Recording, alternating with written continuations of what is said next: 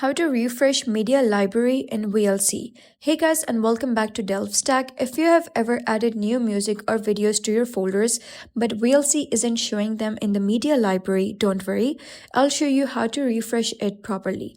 Unlike some other media players, VLC doesn't have a direct refresh button, but there are simple ways to make sure your new media appears instantly. First, you gotta launch VLC Media Player on your computer. Make sure you are on Playlist or Media Library View. If you don't see the Media Library, click View Playlist from the top menu.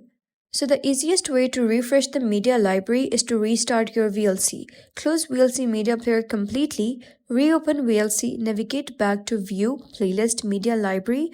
VLC will automatically rescan all your library folders and display any new files added since the last session.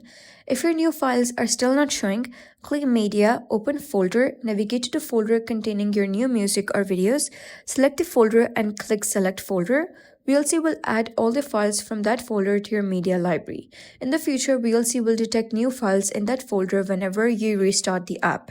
Some things to keep in mind is that VLC does not automatically detect new files in all folders.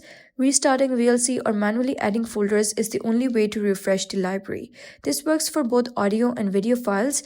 You can use this feature when you have downloaded or copied new music or videos when VLC doesn't display new files in your media library. So make sure your library is up to date before creating playlists or playing files. Keep your media organized in dedicated folders, add them once in VLC, and new files will show up automatically after restarting VLC. And that's it. That's how you refresh your media library in VLC Media Player. If this video helped you, hit like, subscribe for more simple VLC tutorials, and I will see you in the next video. Thanks for watching.